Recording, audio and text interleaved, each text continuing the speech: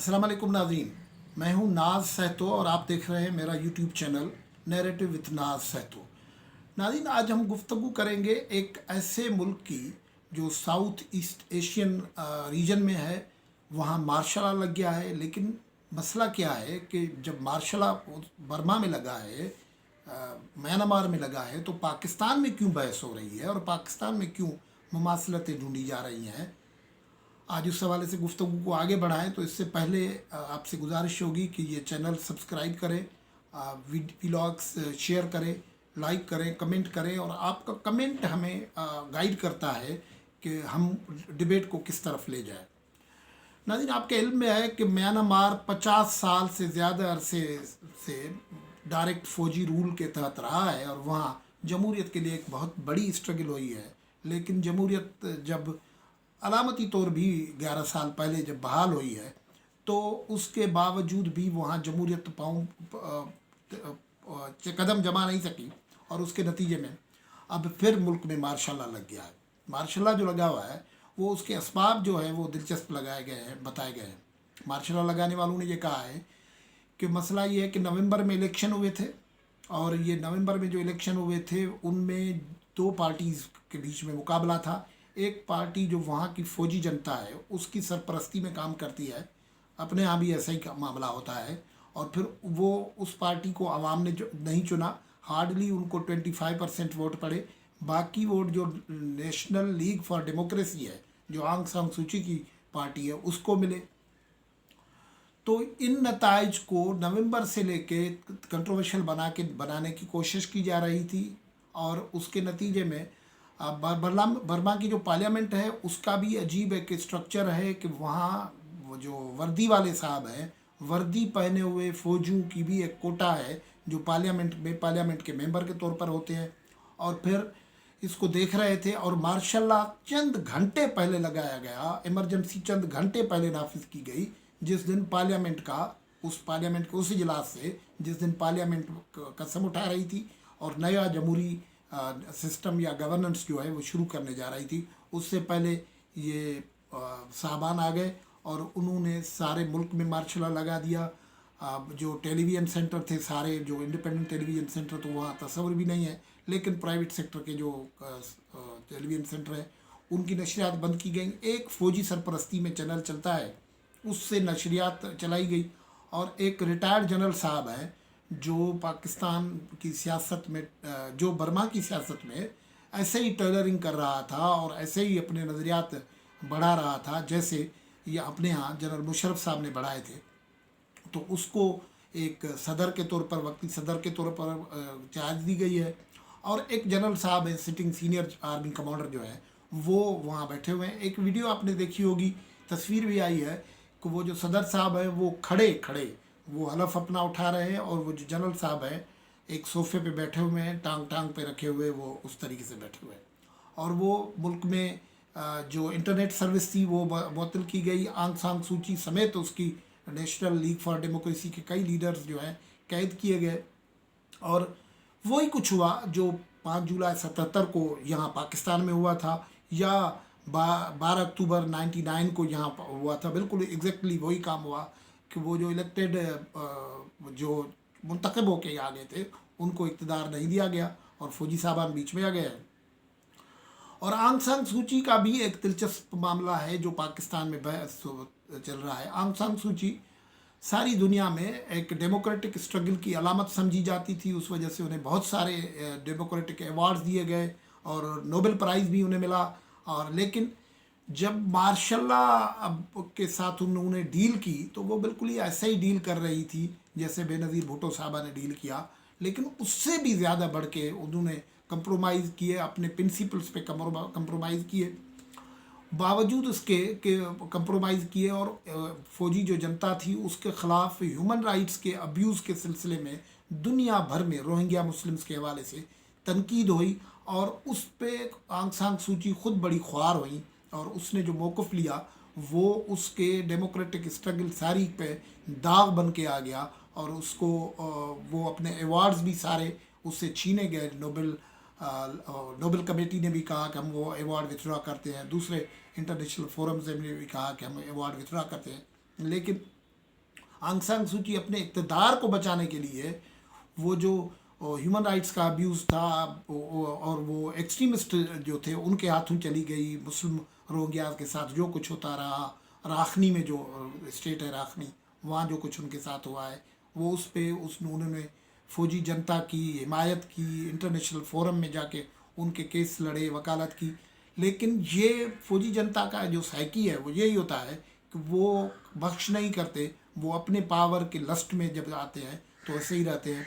और फिर ये हुआ कि बिलाखिर कुछ दिन तो उसके एक कमज़ोर से इक़्तिदार के मज़े लेने दिए गए, क्योंकि उसमें भी डायरेक्टली इक़्तिदार आंग सान सूची की तरफ नहीं था, उसकी पार्टी की तरफ था। लेकिन बाद में ये हुआ कि ये जो जब इलेक्शन हुए और इलेक्शन में आंग सान सूची की पार्टी को बहुत बड़े वोट मिले, तो फौजियों ने वो तस्लीम करने से इनकार कर दिया। उनकी जो किंग्स पार्टी थी, ये किंग्स पार्टियाँ पाकिस्तान में बनती रही हैं। आपको पता है अयूब खान ने कन्वेंशन लीग बनाई थी, ज़ियाउल हक ने ये जो एंटी भुट्टो फोर्सेस को इकट्ठे करके मुस्लिम लीग और दूसरी जमायतें उस ज़माने में बनाई थी।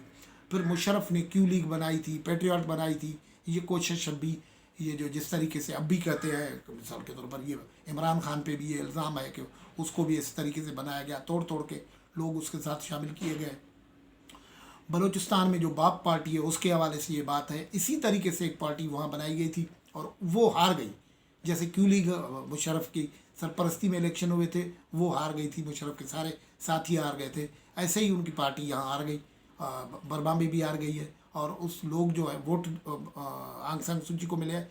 लेकिन अब नतीजा उन्होंने तस्लीम करने के बजाय ये किया कि ऐसे ही जैसे पाकिस्तान में जो दिसंबर 70 के इंतखाबात हुए थे, उसके बाद यहया खान ने पावर की लस्ट जो थी, वो उस लस्ट ने यहया खान को असेंबली का इजलास वो नहीं होने दिया था।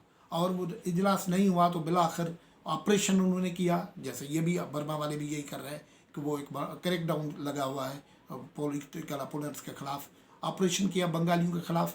उसके नतीजे में जो मुक्ति बाहिनी बनी, उसके नतीजे में हिंदुस्तान का मुदाखलत हो गई और बिलाखिर पाकिस्तान टूट गया और जो ईस्ट पाकिस्तान था वो बांग्लादेश बन गया। या वहाँ भी यही हो रहा है कि वो जो मार्शल लॉ लगाने के बाद अब प्रोसिक्यूशन शुरू की हुई है और ये मामलात किए हुए हैं। अब ये जो स्ट्रगल्स होती हैं, ये जो इस किस्म के वाक़यात होते हैं, सारी दुनिया में डेमोक्रेटिक फोर्सेस उनको तमसीली तौर पर देखती हैं अपने हालात के साथ। मिसाल मुझे याद पड़ता है, हम जर्नलिज्म करते थे 80s में, यहाँ शदीद किस्म का सेंसरशिप था, जैसा इस वक्त बर्मा में एक शदीद किस्म का है। ख़ुद पाकिस्तान में भी एक सेंसरशिप का दौर चल रहा है, वो अजीब किस्म का दौर चल रहा है, इसलिए ये बातें ज़्यादा रिलेवेंट हो जाती है। उस वक्त ज़ियाउल हक के ज़माने में यहाँ कोई ये मुतालबा नहीं कर सकती, पॉलिटिकल पार्टीज़ पे बंदिश थी, ये मुतालबा नहीं हो सकता था कि इंतखाबात करवाओ। तो उस वक्त क्या था कि चिल्ली बहुत दूर दराज हमारे से मुल्क है, वहाँ जनरल पिनोशी का एक ज़ियाउल हक थे, वहाँ इक़्तिदार में आ गए थे। तो यहाँ के अखबारात, हम भी, वो जनरल पिनोशी को टारगेट बनाते थे कि तुम फौजी डिक्टेटर हो, तुम इलेक्शन नहीं करवाते, तुमने आलंदे मकबूल लीडर को कैद किया हुआ है, तुमने अवाम के हुकूक सब किए हुए हैं।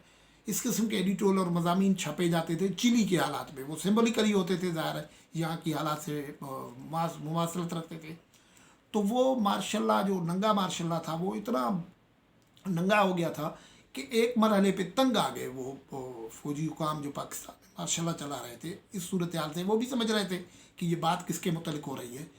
फिर तहरीरी तौर पर उस वक्त रिटन एडवाइस आते थे कि ये ख़बर कैसे चलनी है, सिंगल कॉलम में चलनी है, बैक पेज पे चलनी है, माफ़ कीजिएगा सामाइन।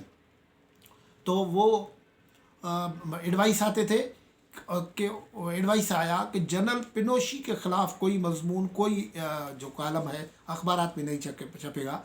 पाकिस्तान में ये सेंसर लगा कि जनरल पिनोशी के ख़िलाफ़ नहीं होगा। वो बुनियादी तौर पर इस वजह से लगा कि ज़ियाउल हक और पिनोशी एक ही काम कर रहे थे, वो सिम्बॉलिकली यहाँ के लोगों को एजुकेट कर रहा था। तो ये जो बर्मा में जो कुछ हो रहा है, वो अब पाकिस्तान में, अब पाकिस्तानी को तजर्बा है पुराना, तो इसलिए यहाँ जो जिस तरीके से अब इमरान खान की हुकूमत को कहते हैं कि इस्टेब्लिशमेंट उसके पीछे है, और फिर यहाँ जो PDM चल रहा है वो कंप्रोमाइज़ की कहानियाँ भी चल रही हैं। तो एक सबक तो इससे ये पाकिस्तान के लिए बनता है कि अगर कंप्रोमाइज़ करते भी जाएं तो किसी न किसी मरहले पे आपको ठुड्डा खाना पड़ेगा। तो क्या पीडीएम इसके लिए तैयार है कि थोड़ा खाए? क्योंकि ये तो तारीख हमारे हमें ये समझा रही है। दूसरा ये है कि जिस तरीके से आंग सान सूची ने अपनी इज्जत गवाई, अपने एजाज़ात गवाए, वो जो ह्यूमन डिग्निटी का एक वकार था वो भी चली जाएगी। ये एक आस्पेक्ट है।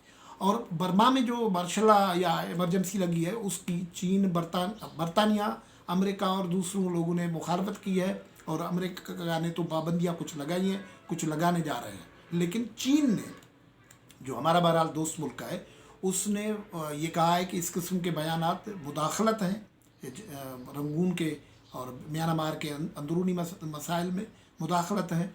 और कई ममालिक हैं जिन्होंने इस मामले पे कोई रिएक्शन नहीं दिया है, कोई मजम्मत नहीं की है, मार्शल लॉ की टेक ओवर की मजम्मत नहीं की है, उसमें पाकिस्तान भी शामिल है। तो ये मैं आज जब जामशोर यूनिवर्सिटी में गया हुआ था, मुख्तलिफ जगहों पे दोस्तों के साथ गया हुआ था, तो अकेडमिशियंस और स्कॉलर्स और अकेडमिया के लोग और ऑब्जर्वर्स बड़ी दिलचस्प डिस्कशंस हो रहे थे, और वो ममासलत ढूंढ रहे थे कि क्या बर्मा और पाकिस्तान में ममासलत क्या है, ये मार्शल लॉ जो वहाँ लगा है वो क्या इस रीजन में कोई ऐसे असरात छोड़ेगा, पीडीएम के लिए क्या सबक है और हुक्मरानों के लिए क्या सबक है। ये दिलचस्प बहस हो रही थी। तो आज मैंने कहा कि आपसे इसी पे ही गुफ्तगू करूँ। गुफ्तगू से इजाज़त, अल्लाह हाफ़िज़।